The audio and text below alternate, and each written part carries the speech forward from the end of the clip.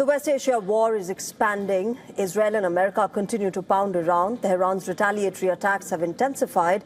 And in a new development, the war has now extended as far as the Caspian Sea, with Israel attacking Iranian naval ships. For the first time, the Israeli army attacked Iran's missile-launching ships in the Caspian Sea. The targets also included a central headquarters, a central infrastructural facility used for the repair of vessels.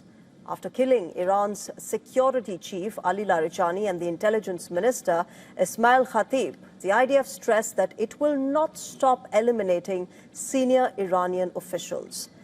Meanwhile, Iranian Foreign Minister Abbas Aragchi has vowed zero restraint if energy infrastructure is attacked by America and Israel once again.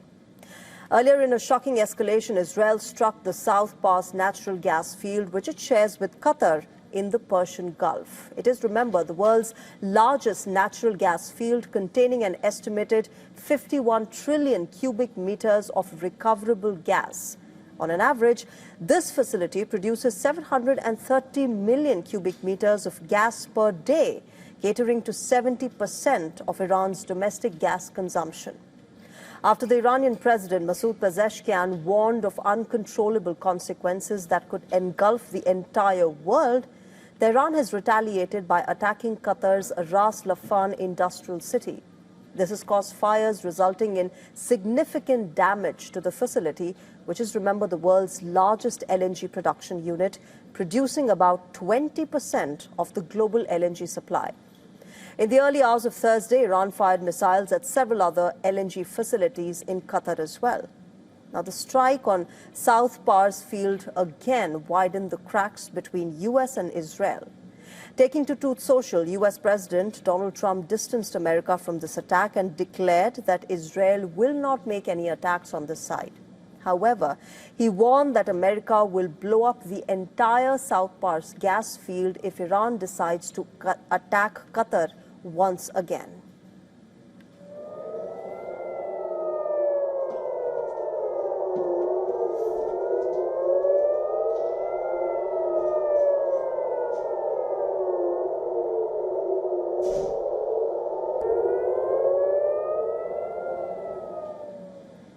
Meanwhile, Iran continues its retaliatory strikes on Israel. The sound of sirens and blasts has been heard over Tel Aviv as Israel detected missiles from Iran. Sirens were also sounded in Jerusalem as residents rushed to shelters. In an overnight strike, a building in Tel Aviv sustained damage from shrapnel of an Iranian missile. However, no injuries were reported at the site. The damage was even more severe in central Israel's Moshav Adanim, where a Thai farm worker lost his life owing to an Iranian missile barrage. The scope of this war has increased even more now. 3 Palestinian women were killed in West Bank after a falling shrapnel struck a hair salon. This marked the first Palestinian deaths of this war. On the other hand, the U.S. Secretary of War, Pete Hegseth, has maintained that America continues to move deeper into Iranian territory and destroy mine storage facilities. He claims that U.S. has destroyed Iran's 11 submarines and damaged or sunk 120 Iranian warships. Hegseth also stressed that there is no time frame for ending the U.S.-Israeli war against Iran. Now, the spate of destruction in Tehran continues as we speak. Visuals showed bulldozers removing rubble from a heavily damaged building in Iran. Officials from the Iranian Red Crescent were seen pulling survivors from the rubble of this very building. Once again, though, Iranians showed solidarity toward their government. Thousands of people hit the streets of Tehran to bid farewell to those who lost their lives, including those on the Dena vessel, as well as Larijani and other top officials. Huge crowds thronged the funeral of Larijani, which was held in the city of Qom today.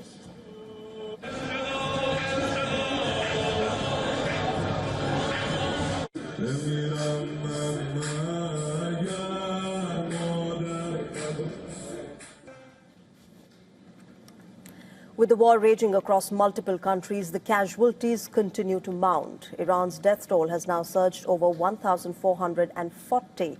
On the other hand, 13 U.S. military personnel have been killed in action and 200 others have been injured. Israel's intensified attacks have resulted in at least 918 deaths in Lebanon so far.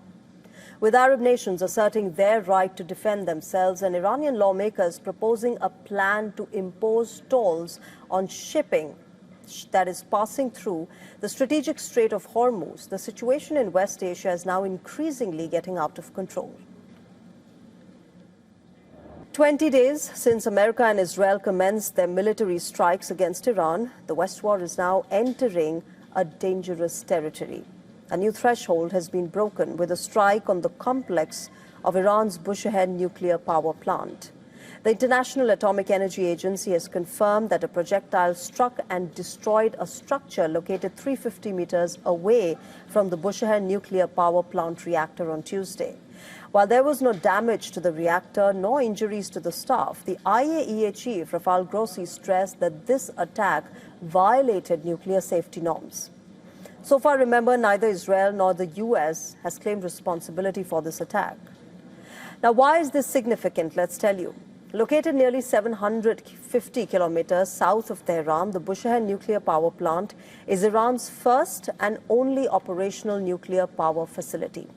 Completed by Russia in 2011, it is central to Iran's civilian nuclear energy program as its pressurized water reactor generates up to 1,000 megawatts of electricity. In 2019, Iran started a project to add 2 additional reactors to this site. While a major catastrophe was averted this time, it shows how this war is now getting more dangerous. In the wake of this incident, Russia lashed out at America and Israel for threatening the lives of Russian citizens working at this very site.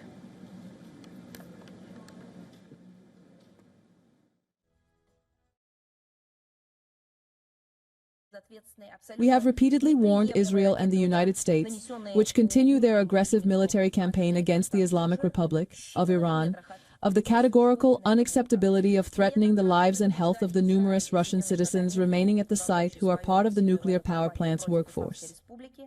Shifting our focus now to India, last week, Raghav Chadha introduced the Asset Tokenization Regulation Bill of 2026 in the upper house of the parliament. This bill aims to create a legal framework for converting real-world assets into digital tokens. Earlier in February, Raghav Chadha had argued that the lack of a dedicated regulatory framework had pushed significant digital asset trading activity to foreign shores. In a social media post on X, Raghav said, and I quote, "The bill is a forward-looking framework to bring legal clarity, transparency, and investor protection to the emerging ecosystem of tokenized real-world assets in India." He termed this bill as a potential next UPI moment for India. The legislation, remember, seeks to democratize investment and prevent the migration of asset tokenization to foreign jurisdictions. The key aspects of the proposed bill include providing legal recognition to tokenized assets, allowing them to be treated as legitimate ownership instruments rather than just risky digital assets. This bill enables breaking down large assets like commercial buildings into smaller, accessible digital units, making investments possible from as little as 500 rupees. It proposes a statutory framework to govern the issuance, trade, custody and settlement of tokenized assets to protect investors. Now, the background is an important context to this latest bill. While owning crypto is legal currently, it lacks a comprehensive legal framework for real-world asset tokenization. The bill aims to fill this regulatory vacuum to ensure market integrity and investor protection. The world is facing the risk of a major food crisis as the conflict in West Asia escalates. The Strait of Hormuz, a critical artery for global trade, has slowed to a near standstill. While attention remains on oil, a deeper crisis is now emerging around fertilizer, specifically urea. About 35% of global urea exports and one-third of all seaborne fertilizer move through the Strait of Hormuz. The disruption comes, remember, at a crucial moment because it coincides with the spring planting season in the Northern Hemisphere. Global urea prices have surged by more than 40%, rising from $487 to over $700 per metric ton. At the same time, high natural gas prices have forced production cuts and shutdowns in India, Bangladesh and Egypt. In the United States, fertilizer supply is already reported to be 25% below seasonal requirements. The World Food Programme warns that the situation is critical. This is not just a supply issue, but a dual crisis affecting both fuel as well as food production inputs. If this disruption continues through June this year, an additional 45 million people could fall into acute hunger. This could push the global total to 363 million people facing food insecurity. It could even surpass the previous record of 349 million people during the 2022 Ukraine crisis. Regional impacts are expected to be severe. Food insecurity could rise by 24% in Asia, 21% in West and Central Africa, and 17.7% in East and Southern Africa. Countries with weaker purchasing power will be hit the hardest. Without sufficient urea yields for staple crops like wheat and corn, that could drop by up to 50% in a single season. Shifting focus now, the 2026 FIFA World Cup is less than 100 days away, and Lionel Messi is now gearing up for his last dance at the global stage by breaking more records. Messi has now become the fastest player to score 900 career goals and is only the second player to reach this mark after rival Cristiano Ronaldo. 38-year-old Messi reached this landmark while playing for Inter Miami against Nashville in the CONCACAF Champions Cup. The Argentine World Cup winning captain scored the goal after just 7 minutes on the clock, and even though his strike wasn't enough to secure a victory for Miami, it added another feather to his cap. Lionel Messi reached the 900-goal mark in 1,142 games, that is 94 games fewer than Cristiano Ronaldo. Messi scored his first professional goal 21 years back when he was on target for Barcelona as a 17-year-old. He went on to establish himself as the greatest player of his era and forged a generational rivalry with Cristiano Ronaldo, and even after 2 decades, both Messi and Ronaldo are still going strong. 41-year-old Ronaldo, remember, currently has more career goals. The Portugal captain has 965 goals and has made it clear that he wants to clear the 1,000-goal threshold before retiring.